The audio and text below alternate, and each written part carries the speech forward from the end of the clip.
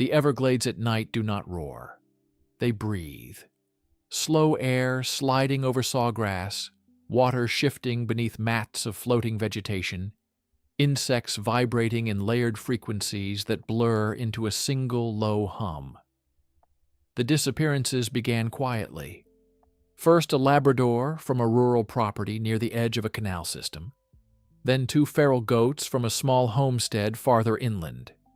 No blood trails, no scattered fur, no drag marks leading into brush, just absence. Wildlife researchers had seen the pattern before, but rarely this close to clustered homes. Burmese pythons had long established themselves deep in the wetlands, invasive, silent, patient. They do not chase like wolves. They wait. They anchor. They return. Dr. Elena Vargas led the small field team assigned to investigate the cluster of reports. With her were Tyler, a tracking specialist, and Mason, a biologist who had spent years studying python expansion patterns across southern Florida. They arrived just before dusk at the canal where the last dog had vanished. The owner described hearing a brief yelp, then nothing, no splashing, no thrashing, just sudden silence. Elena walked the perimeter with a headlamp scanning low angles. She found no blood on soil. That was telling. Constriction kills quickly if the strike lands clean around the thorax, crushing ribs, halting circulation. Pythons swallow later, after the body stops moving. Mason crouched near the waterline and pointed to faint impressions in mud. Not claw marks, not webbed prints. A smooth, heavy body drag about 18 inches wide leading toward the canal edge. Tyler measured silently with his hand. "Big," he muttered. They followed the drag trail into shallow water, where it vanished. The canal surface lay flat and opaque under fading light.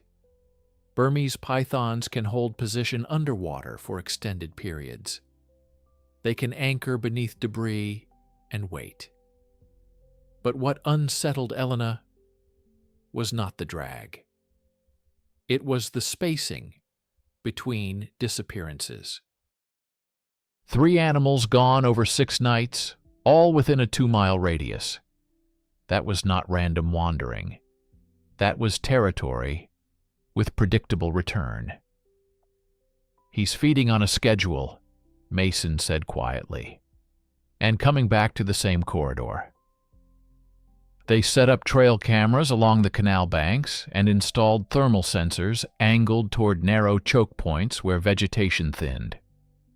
They would monitor overnight from a small john boat anchored 50 yards from shore. It was standard field procedure. Keep distance. Let the animal reveal itself.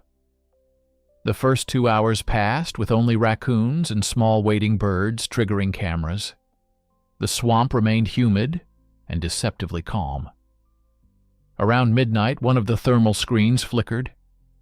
A long, low heat signature moved slowly along the opposite bank, barely distinguishable from warm ground at first. Then it shifted. The shape coiled partially beneath brush, then extended again in fluid motion that had no legs, no hesitation. Elena's pulse slowed rather than quickened. Pythons do not rush prey. They align. The heat signature stopped near a cluster of feral cats that often scavenged near the canal. The cats did not detect movement in time. The strike was nearly invisible, just a sudden compression in thermal outline, as the python lunged from coil to contact in less than a second. One cat vanished into the tightening loop instantly. The others scattered too late. Within moments, the shape resolved into a thick coil constricting with controlled pulses. Not frantic squeezing.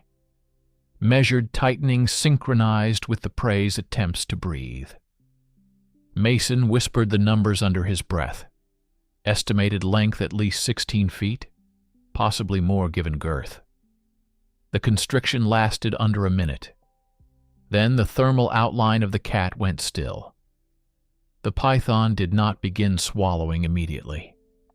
It held position, coil wrapped, head lifted slightly, as if listening.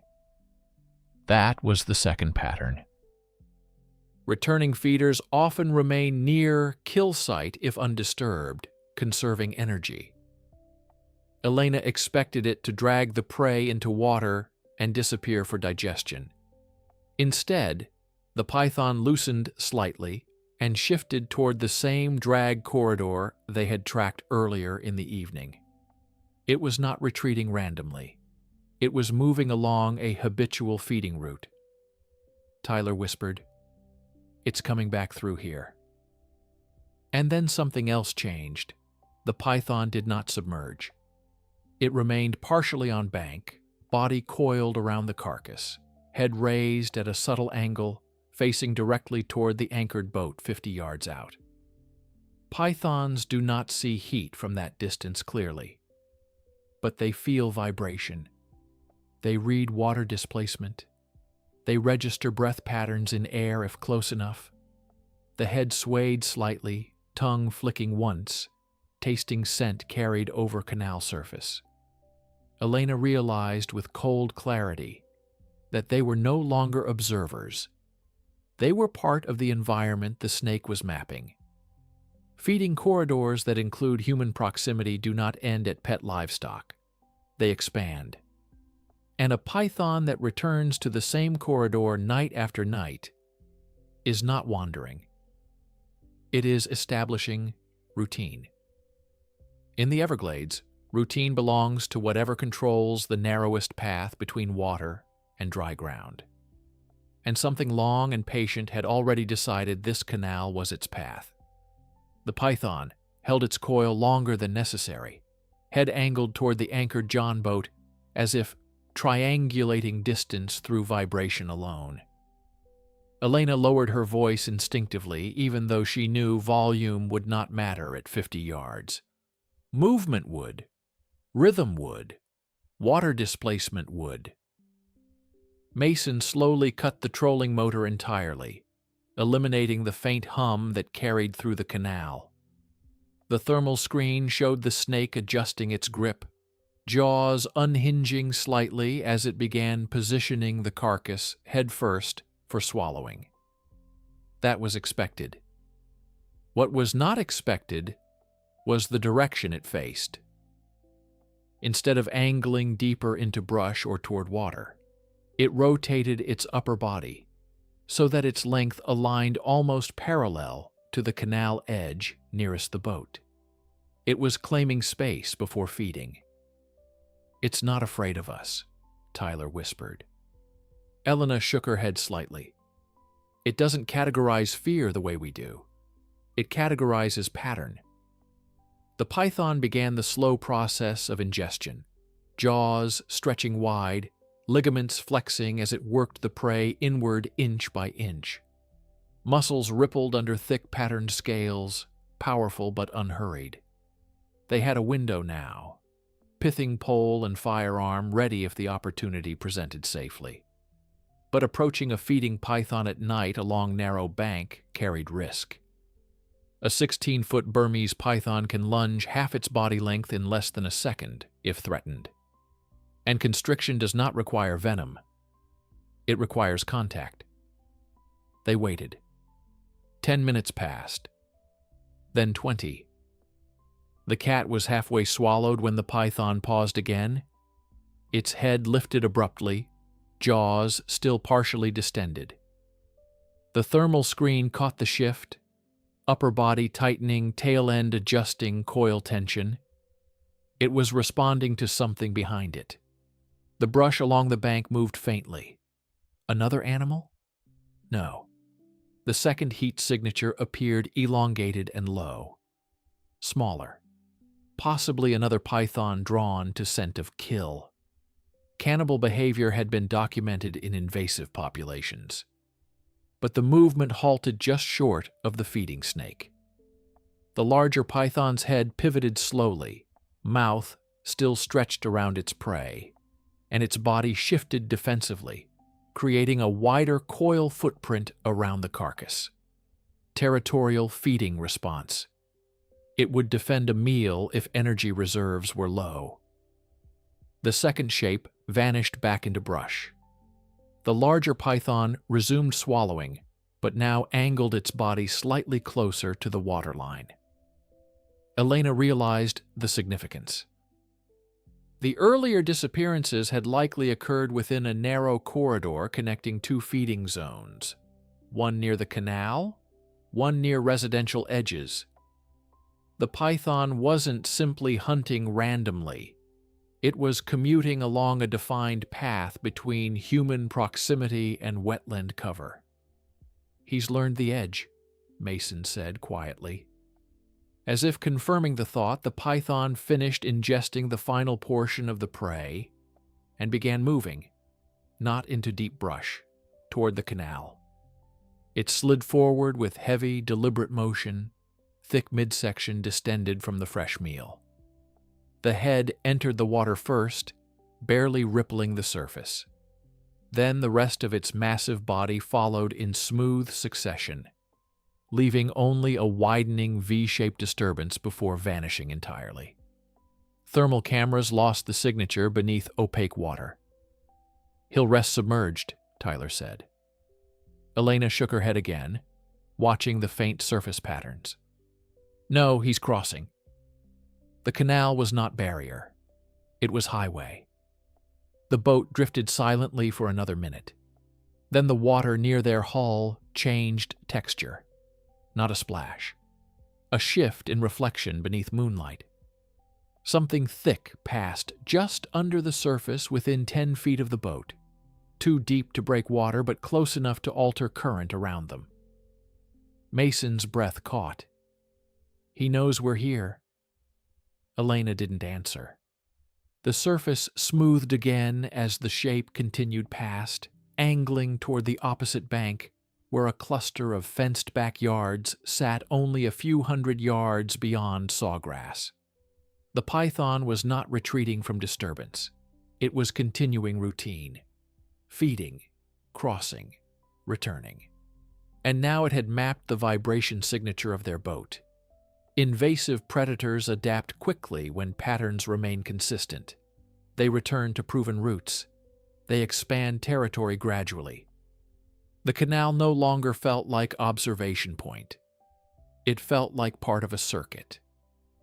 And in circuits, repeated presence becomes background. That was the danger. Not aggression, not spectacle, but repetition. Because a python that comes back after feeding does not always come back alone. And it does not always come back for the same size prey. Morning light spread thin and pale over the canal, turning the surface into a sheet of dull gold that hid everything beneath it. The night's violence felt unreal in daylight, but the flattened grass along the far bank told a different story. Elena guided the John boat quietly to the crossing point, logged on thermal footage, cutting the motor well before reaching shore. Tyler stepped into the mud first, probing depth with a pole before committing weight. The bank showed a smooth, heavy slide where something massive had hauled itself out of the water. Not a chaotic disturbance. A defined trough pressed repeatedly into soil over time. This was not a single crossing. It was a route. Mason crouched low and ran his fingers along the compressed grass, noticing how firm the earth beneath had become from repeated transit. The python had used this corridor more than once. They followed the trough inland through sawgrass, moving slowly, scanning not only ahead, but behind. A fed python does not retreat far from its kill. It anchors near shelter while digestion begins, conserving energy yet remaining capable of sudden violence if threatened. 20 yards inland, the trough widened near a cluster of scrub palms and fallen branches, and Elena saw the coil before anyone spoke. The python lay partially concealed, thick midsection grotesquely distended from its recent meal, scales stretched tight over the swallowed prey. Its head rested atop the coil, eyes open and steady. It had positioned itself not deep in remote marsh, but within 60 yards of a chain-link fence marking the boundary of residential yards. It had chosen a midpoint between wild cover and human proximity. The snake did not move when they stopped. It did not need to. Its body temperature radiated faintly through thermal scope, slightly elevated from digestion. But its head was angled toward the canal behind them, monitoring the direction of approach. It was aware of both corridors. Mason adjusted the capture pole slowly, careful to minimize vibration through the ground. A distended python is theoretically vulnerable, but defensive strike range remains fast and precise. Elena shifted slightly to widen her angle, and that subtle change in pressure across the soil triggered reaction. The python's head lifted instantly, tongue flicking rapidly as it mapped air currents and foot rhythm. It remembered the vibration signature from the boat. The strike launched without warning, half its upper body surging forward toward Mason's thigh. He jerked backward just as curved teeth sliced through fabric, grazing skin without full contact. In the same fluid motion, the python attempted to loop its body around his leg, coils snapping with terrifying speed. Tyler drove the capture pole down hard, just behind the skull, pinning the neck before the wrap could lock fully. The snake's body convulsed violently, muscular waves rippling from head to tail despite the heavy meal inside it. Scales scraped against sawgrass with a dry hiss as it tried to rotate into leverage. Elena added her weight behind the pole, forcing the head flat against mud. The python reacted not with panic, but with controlled torque, shifting coils to find another anchor point. Its tail whipped sideways and caught Tyler's calf, beginning a secondary wrap that tightened enough to cut circulation within seconds.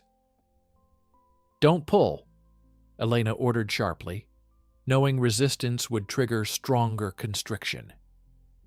Mason unwound the forming coil carefully in reverse motion while maintaining pressure on the neck restraint. The python's strength remained immense, muscles layered over muscle, compressing with deliberate precision. For a moment it felt as if the swamp itself was tightening around them. The snake did not hiss or thrash blindly. It tested angles, conserved bursts of energy, adjusted pressure. Predators that survive invasive expansion learn quickly, and this one had learned that human presence did not automatically equal retreat. It meant interference within its feeding loop.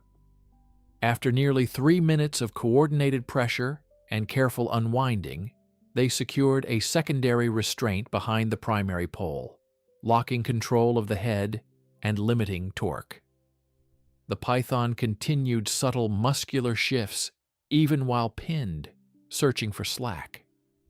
Elena glanced toward the residential fence again and understood the deeper pattern. This snake was not wandering.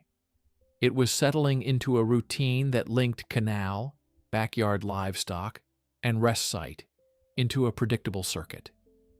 It had fed, crossed water, returned, and anchored near the same midpoint more than once. And now it had mapped their approach as well. In the Everglades, adaptation does not announce itself with spectacle. It repeats quietly until repetition becomes territory. And territory once learned is rarely abandoned without force. They secured the head fully, but the body never stopped moving. Even restrained, the python continued subtle muscular contractions, testing tension in the poles, mapping resistance through vibration the same way it mapped prey. The swollen midsection rose and fell slowly with digestion beginning. The outline of the swallowed cat still visible beneath stretched scales. Mason tightened the secondary restraint line while Tyler shifted his footing carefully, to avoid giving the snake leverage. Elena kept her weight pressed behind the neck control, eyes locked on the unblinking stare inches from the mud. Pythons do not snarl. They do not posture. They endure and adjust. It took 4 people and an additional support line to fully immobilize the 16-foot body.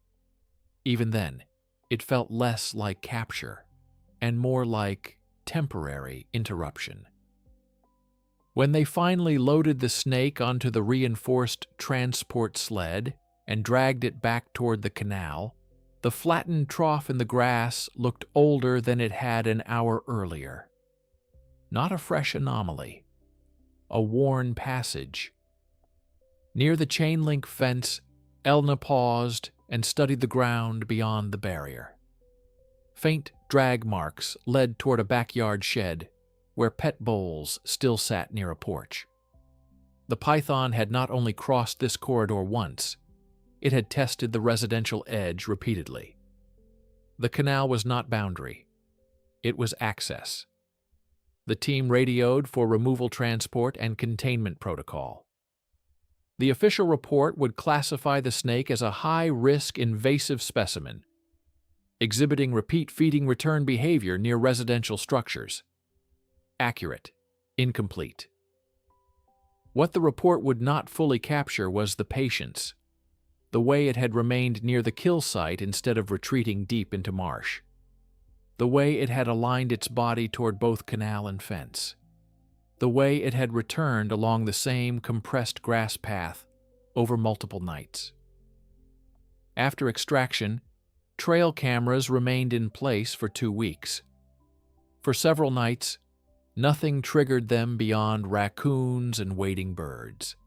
Then, on the 5th night after removal, a new heat signature appeared near the canal crossing, smaller, thinner. Another python, following the same trough through the sawgrass. Not identical size, not the same individual, but using the same corridor. Invasive populations expand through pattern replication. Remove one anchor, and another fills the space if the route remains profitable. Elena reviewed the footage in silence. The new snake did not linger long, but it paused at the exact midpoint between canal and fence before sliding back into water. The corridor still existed. The vibration memory of pets, of warmth, of predictable feeding remained embedded in geography. In the Everglades, eradication is rarely permanent. It is disruption.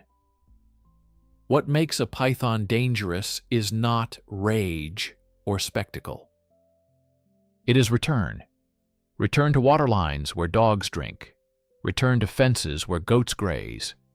Return to corridors learned through repetition. That night, as Elena stood on the canal bank, listening to insects rise in layered chorus, the water surface looked calm and undisturbed. But calm water in the Everglades does not mean absence, it means concealment.